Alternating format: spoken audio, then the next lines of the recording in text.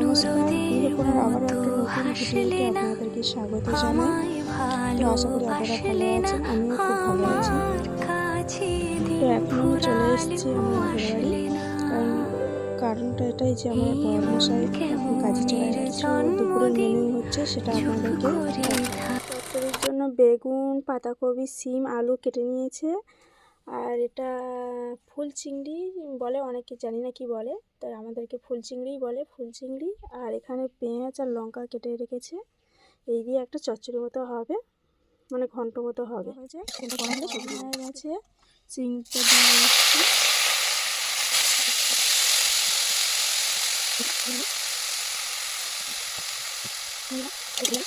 আচ্ছা, এবার তুলে নেব।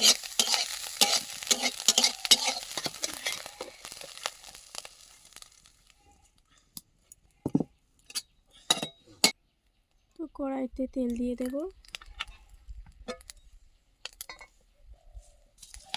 তেলটা গরম হয়ে আসলে আঁচড় দিয়ে দেবো।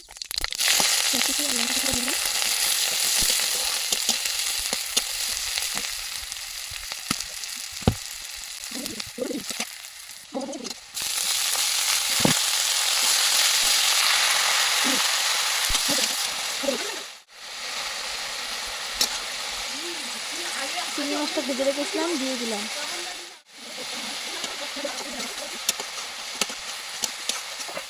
মাংসের জন্য আলু কাটা হয়েছে, আর এখানে মাংস ধুয়ে রাখা আছে। মাংসের জন্য এখানে মশলা কেটে রাখা হয়েছে, পেঁয়াজ, আদা, রসুন আর কাঁচা লঙ্কা। মা এই রসুনটা বাটার জন্য শিলে তুলে নিয়েছে।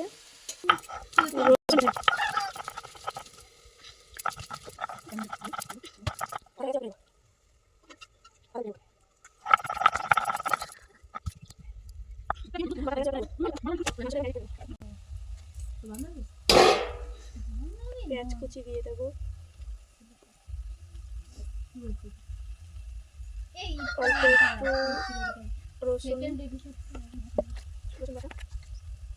অল্প লঙ্কা দেবো।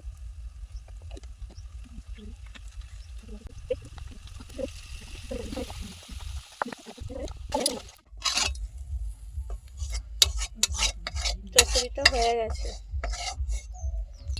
কড়া গরম হয়ে গেছে, তেল দিয়ে আলুগুলো দিয়ে দেব।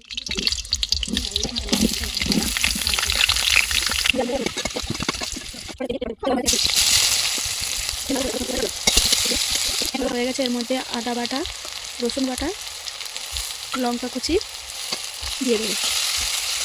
আদাটা এখন দেবো না, কারণ কড়াটা ধরে যেতে পারে, ওই জন্য একটু পরে দেবো। লবণ দিয়ে দেবো,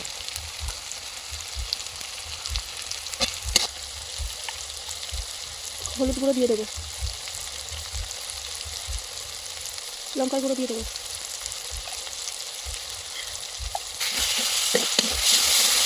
এবার ম্যারিনেট করে রাখা সেই মাংস এবার কড়াতে দিয়ে দেবো।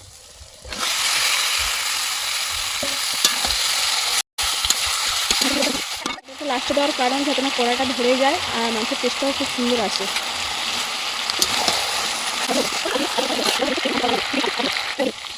মাংস তরকারিটাও হয়ে গেছে, এবার গরম মশলা দিয়ে লাভিয়ে নেব। গরম মশলা দিয়ে দিলাম,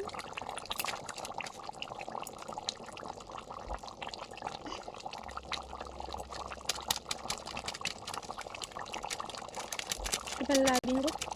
তো আমাদের ভিডিওটা আপনাদের কেমন লাগলো অবশ্যই জানিও, আর ভালো লাইক কমেন্ট শেয়ার করে দিও। আর সবাই ভালো থেকো, আর যদি কোনো ভুল টুটি ক্ষমা করে দিও। তো বাই।